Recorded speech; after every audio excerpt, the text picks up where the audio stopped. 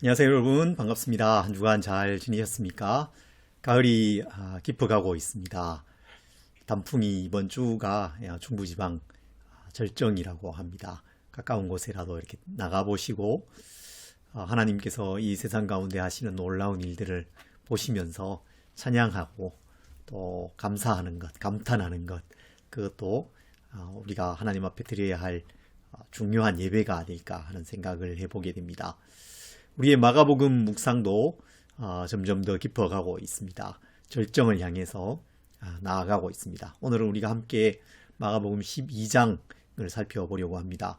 마가복음 12장의 배경은 여전히 성전입니다. 성전에서 예수님께서 여러 부류의 사람들을 만나시는 내용을 이 가운데서 볼 수 있습니다. 그리고 맨 마지막으로 짧게 과부의 헌금에 대해서 언급하시는 것을 기록하고 있습니다. 오늘은 12장 전체적인 내용을 살펴볼 텐데 특별히 후반부 맨 마지막에 있는 과부의 헌금을 살펴보려고 합니다. 41절부터 44절 말씀을 함께 읽겠습니다. 예수께서 헌금함을 대하여 앉으사 무리가 어떻게 헌금함에 돈 넣는가를 보실새 여러 부자는 많이 넣는데 한 과부는 와서 2렙돈 곧 한 고드란트를 넣는지라. 예수께서 제자들을 불러다가 이르시되 내가 진실로 너희에게 이르노니 이 가난한 과부는 헌금함에 넣는 모든 사람보다 많이 넣었도다. 그들은 다 그 풍족한 중에서 넣었거니와 이 과부는 그 가난한 중에서 자기의 모든 소유 곧 생활비 전부를 넣었느니라. 아멘. 당시의 성전에는 대제사장을 정점으로 여러 부류의 사람들이 핵심 그룹을 형성하고 있었습니다. 그들 중에 바리새인, 사두개인, 그리고 서기관이 있었습니다. 복음서를 읽다 보면 이 사람들에 대한 언급을 여러 곳에서 읽을 수가 있습니다. 특별히 이들이 예수님의 책망을 많이 받았었죠.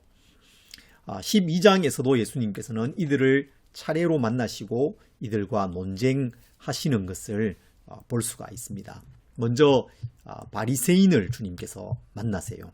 바리새인들은 율법을 엄격히 지키고자 한 사람들이었습니다. 주로 중류층의 사람들이었다고 합니다. 당시 바리새인은 약 6,000명 정도 되었다고 하는데 이들은 구약의 율법을 일상생활에 적용하고자 했고 율법을 엄격하게 지키기 위해서 율법만이 아니라 더 넓은 울타리를 만들어야 한다고 생각했습니다. 구약 율법뿐 아니라 구전법도 엄격하게 지키게 된 그 이유가 거기에 있는 것이죠.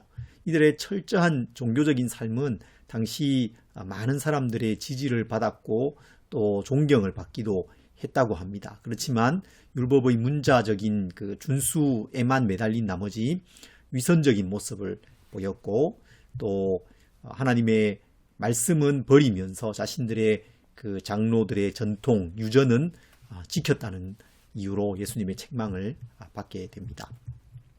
이들 중 바리새인들, 이 바리새인들이 예수님을 찾아옵니다. 바리새인과 헤롯 당이 함께 찾아와서 예수님께 질문하죠. 가이사에게 세금을 바치는 것이 옳습니까? 옳지 않습니까?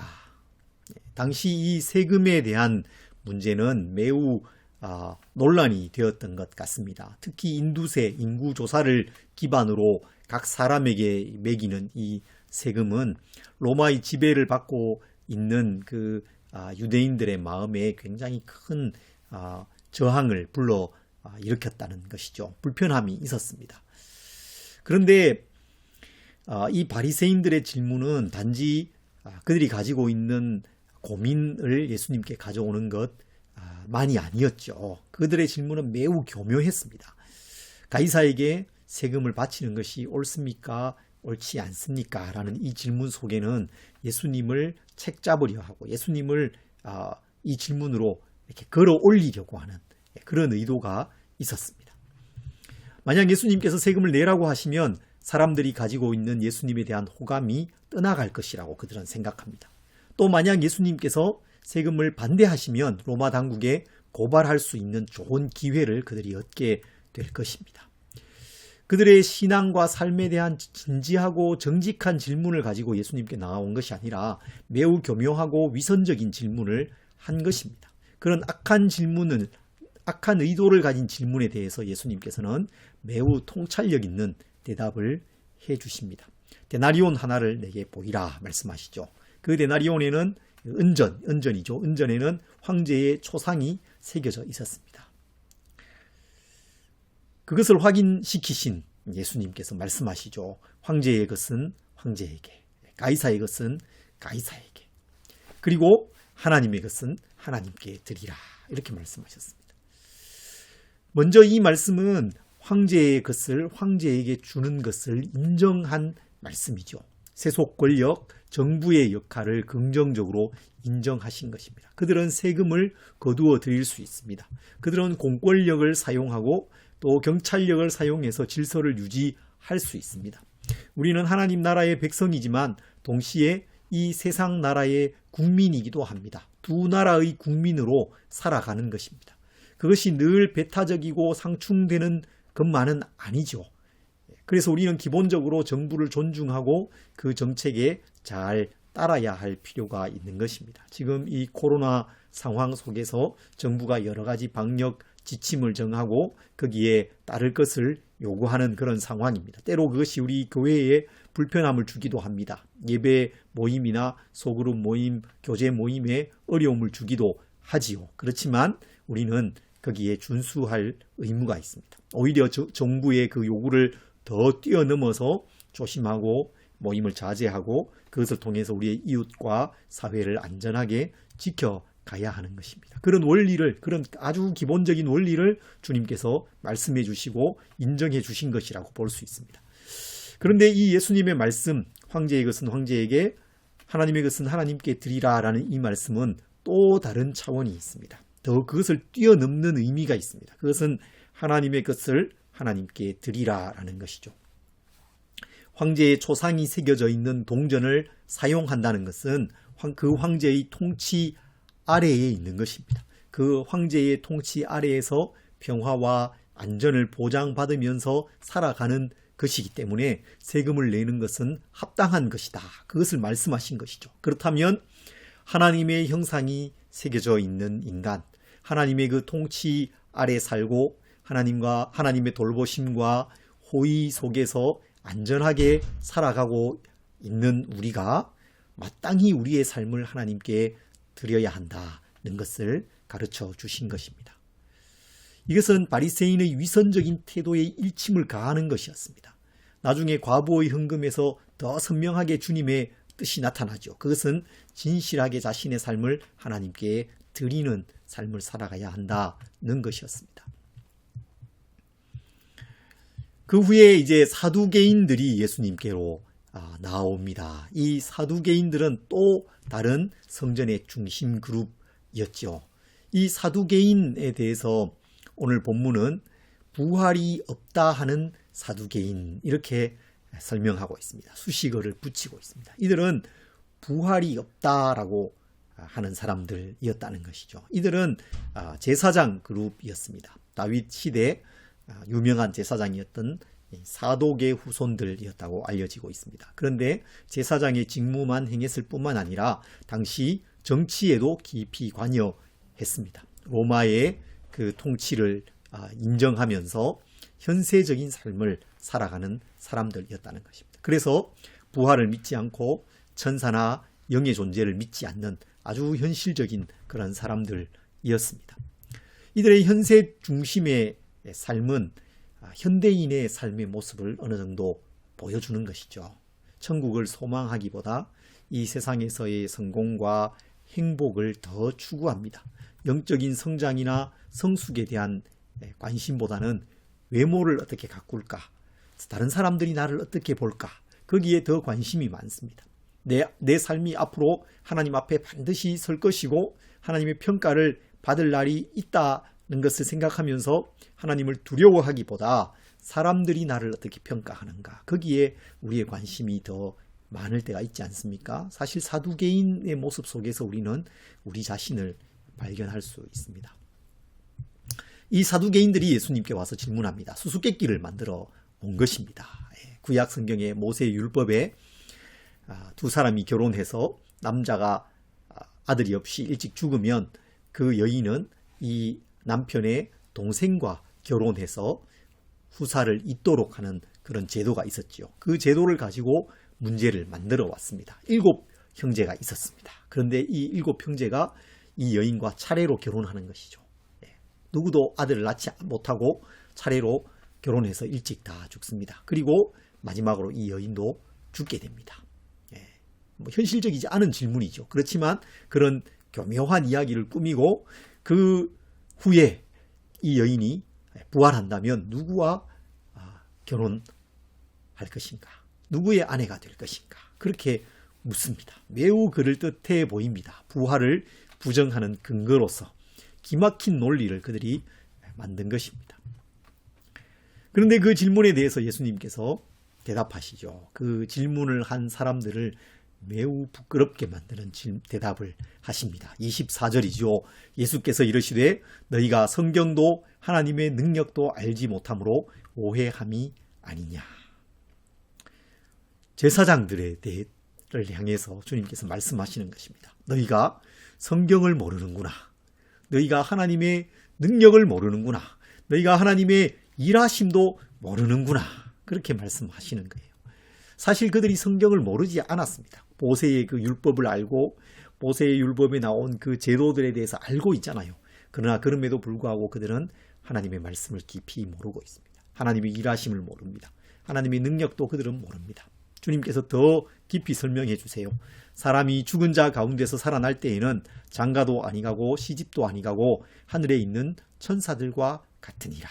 이 말씀은 부활한 이후에는 이 세상과는 전혀 다른 질서 속에서 살아간다는 것을 말씀하고 있는 것입니다. 우리는 부활 이후의 삶에 대해서 잘 알지 못합니다. 그것은 마치 애벌레가 나중에 번데기가 되고 나비가 되잖아요. 그렇지만 그 애벌레로 있을 때에는 나비의 삶이 어떤 것인지 전혀 알 수 없죠. 하늘을 나는 그 나비를 그 기어다니면서 나뭇잎을 갉아먹는 그 애벌레가 어떻게 알겠습니까? 그것과 마찬가지인 것입니다. 사도 바울은 고린도전서 15장에서 그것을 씨앗에 비유하고 있습니다.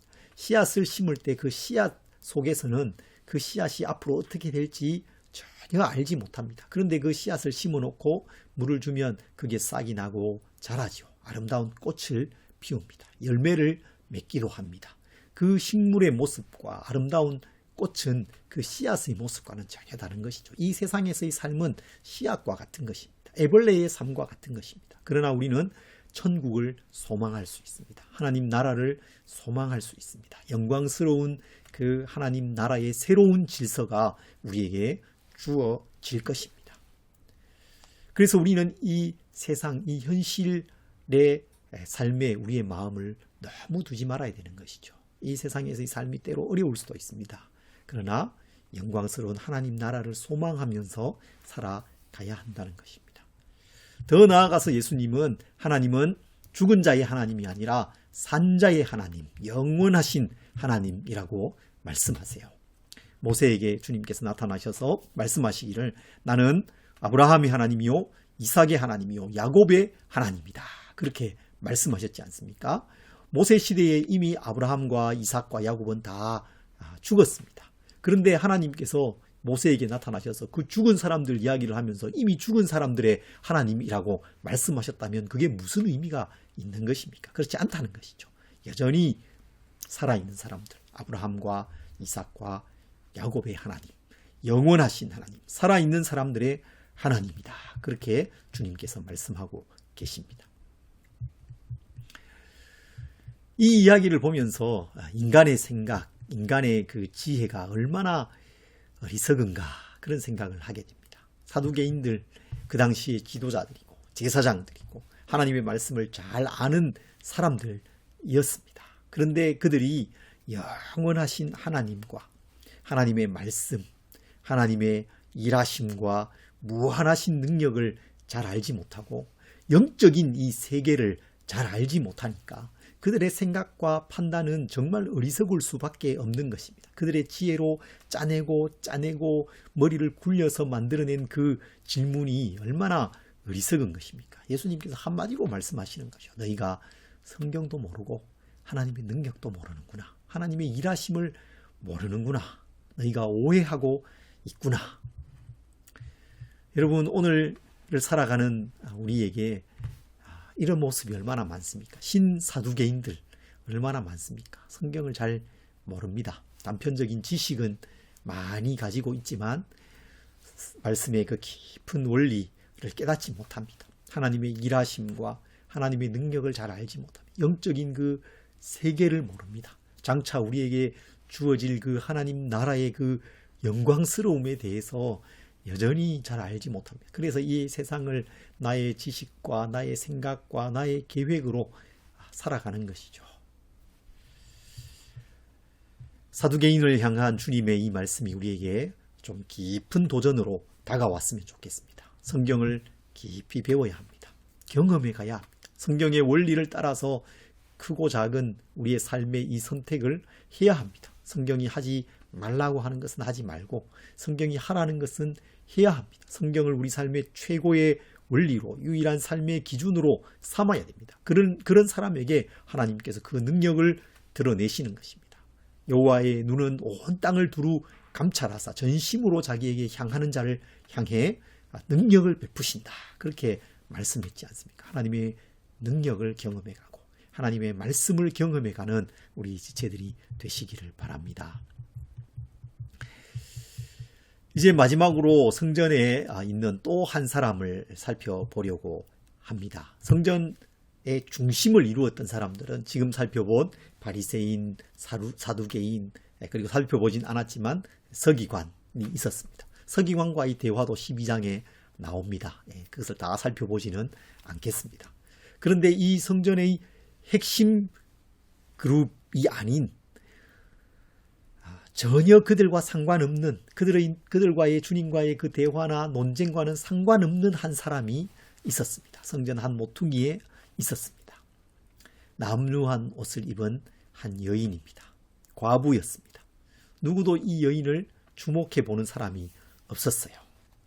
이 여인이 헌금함 앞에 서 있습니다. 당시 성전에 여인의 뜰이라는 그 구역이 있었거든요. 그 여인의 뜰에 헌금함이 놓여 있었다고 합니다. 13개의 헌금함이 차례로 이렇게 쭉 놓여 있었는데 그 당시의 헌금함은 그 나무로 된 함이었고 그 함 위에 금속으로 된 관, 나팔 같은 이런 모양의 관이 있었습니다. 나팔 입구, 큼지막하게 생긴 그 입구가 헌금을, 동전을 넣는 곳입니다. 그러면 그 동전이 그 좁은 관을 따라서 나무로 된 함에 모여지게 되는 그런 구조였다는 것입니다. 부자들은 헌금을 많이 가져와서 그 나팔처럼 생긴 그 입구에 헌금을 넣습니다. 자루에 담아와서 막 붓는 거죠. 그러면 그 금속으로 된 그 관에 동전이 떨어질 때 얼마나 요란한 소리를 내겠습니까? 그 소리가 길면 길수록 오래 울리면 울릴수록 많은 헌금을 내는 것입니다. 어떤 부자가 큰 자루에 동전을 가져와서 그 헌금을 거기에 부으면 동전 소리가 계속해서 나는 거죠. 성전에 있는 사람들이 다 들을 수 있는 큰 소리가 길게 울려 퍼집니다. 그러면 사람들이 어떤 마음을 갖겠습니까? 이게 도대체 어떤 사람이야? 누구야? 하면서 그 사람을 주목해 보게 되겠죠. 그러면 그 사람은 많은 헌금을 하고 사람들의 칭송을 받으면서 그 성전을 떠나오게 될 것입니다. 그런데 이 여인은 많은 돈이 없습니다. 그죠? 작은 동전 2개를 그 헌금함에 넣었습니다. 2렙돈이죠. 렙돈은 헬라 동전인데 가장 단위가 작은 동전이었습니다. 데나리온의 128분의 1의 가치가 있었다고 하고 동전의 크기는 약 1cm 정도, 우리나라 돈으로 하면 10원짜리 동전 정도였습니다. 아마 그 가치도 우리나라 현재의 가치와는 달랐겠죠. 그래서 아마도 10원짜리 2개 정도 넣는 정도가 되지 않았을까 하는 생각을 해보게 됩니다. 작은 동전이니까 동전 소리도 작습니다. 땡그랑 소리도 안 났을 겁니다. 띡띡 하는 소리가 났겠죠. 2분의 짧은 그 소리, 누구도 이 여인을 주목해 보지 않았습니다. 그런데 그 여인을 주목해 본 분이 계셨습니다. 바로 예수님이셨죠. 예수님께서 헌금함에 사람들이 헌금 넣는 그 모습을 보고 계셨다.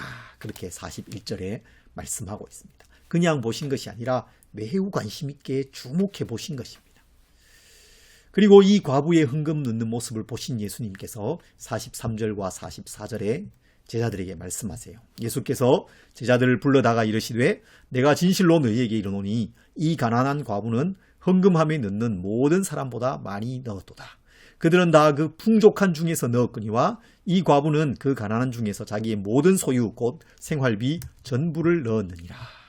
부자들의 헌금은 긴 시간 동안 동전 소리를 울리면서 많은 사람들의 주목을 받았습니다. 그러나 과부의 짧은 두 번의 헌금 소리는 사람들의 마음은 울리지 못했지만 주님의 마음을 울렸던 것이죠. 주님의 마음에 깊은 감동을 주었습니다. 왜 그렇습니까? 가난한 가운데 가장 많은 헌금, 자신의 모든 소유, 생활비 전부를 넣었기 때문에 그렇습니다. 그리고 그 과부의 그 헌금 소리는 지금도 오늘도 우리의 마음을 울리고 있는 것이죠. 오랜 시간 동안, 가장 오랜 시간 동안 2000년이 넘는 그 기간 동안에 계속해서 사람들의 마음을 울리는 헌금이 되고 있는 것입니다. 여러분, 주님께서 이 과부의 헌금을 그토록 칭찬하신 이유가 무엇이겠습니까? 그것은 그 적은 헌금과 함께 자기 자신을 다 드렸기 때문이죠. 자신의 삶을 다 드렸기 때문입니다. 진실하게 자신의 삶을, 자신을 하나님께 드렸기 때문인 것입니다. 이것은 여러분, 바리새인의 모습과 너무 다른 것이었습니다. 위선적이고 사람들에게 보이기 위해서 율법을 행하고 그래서 자신을 기꺼이 하나님께 드리지는 않는 사람, 세금을 내는 것이 옳습니까 아닙니까 라고 와서 주님을 책잡으려고 질문을 하지만 자신의 삶을 하나님께 기꺼이 드리고자 하지 않는 그 사람들과 다른 것이었죠. 바리새인들의 모습과 너무도 대조되는 모습이었습니다. 뿐만 아니라 이 여인은 자신의 생활비 전부를 드리고 있습니다. 적은 그 생활비에 의지해서 내가 살아가기로 하는 것이 아니라 자신의 삶을 하나님께 이제 맡겨드립니다. 하나님을 신뢰하면서 살기로 하는 것입니다. 자신의 삶 속에서 일하실 하나님, 자신을 돌보아 주시고 필요를 공급해 주실 그 하나님을 그는 신뢰하고 있는 것입니다. 여러분, 이것은 사두개인과 너무도 다른 것이죠. 성경도 하나님의 능력도 알지 못하고 현세적인 삶만을 추구하는 사람들, 그들과 다른 모습이었습니다. 그리고 바로 그 성전 안에 바리새인과 사두개인과 서기관들은 과부의 가산을 삼키는 사람들이었다고 주님이 책망하시거든요. 그런 사람들이 중심이 되고 있는 그 성전 한 모퉁이에 이 과부가 있습니다.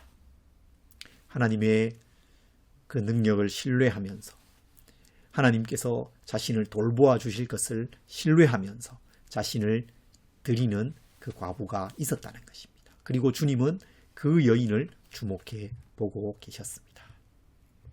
이 과부는 성전 안에서의 모든 논쟁들, 신학적인 논쟁, 정치적인 논쟁, 예수님을 대적하고 흠잡기 위한 의도로 행해지는 모든 시도, 그 숨겨진 악한 의도, 이 모든 것들을 잠잠하게 만드는 헌금을 한 것입니다. 사실 그 장면을 지켜본 사람들, 그 여인의 마음과 삶을 아는 사람이라면 그것을 보면서 정말 입을 다물 수밖에 없는 것이죠. 모든 사람을 숙연하게 만드는 거예요. 우리의 마음을 숙연하게 만드는 헌금인 것입니다. 하나님 앞에서 자신을 진실하게 드리는 헌신, 하나님을 향한 전적인 신뢰, 그 외에 무엇이 더 필요하겠습니까? 그 성전 안에서 가장 빛나는 한 사람은 대제사장이 아니었습니다. 서기관이 아니었습니다. 사두개인이 아니었고 바리새인이 아니었습니다. 두 렙돈을 하나님께 드린 이 여인, 그 여인이 가장 빛나는 사람이었습니다. 여러분, 오늘 우리는 어떻게 우리의 삶을 진실하게 하나님 앞에 내어드릴 수 있을까요? 그렇게 내어드려야 되지 않겠습니까? 중세시대 영적으로 매우 어둡고 타락한 시대에 오늘의 헌신운동이라는 영적인 운동이 있었습니다. 그 운동의 대표적인 인물 중에 한 사람이 그리스도를 본받아라는 책으로 유명한 토마스 아켄피스라는 사람입니다. 그는 그 그리스도를 본받아라는 책의 그 서두 부분에 저는 삼위일체의 정의에 대해서 알기보다 차라리 참회하는 마음을 갖고 싶습니다. 그렇게 말했습니다. 사실 삼위일체에 대한 그 토론은 교회 역사상 가장 중요한 신학 논쟁이었습니다. 그 가치는 정말 말할 수 없을 정도로 큽니다.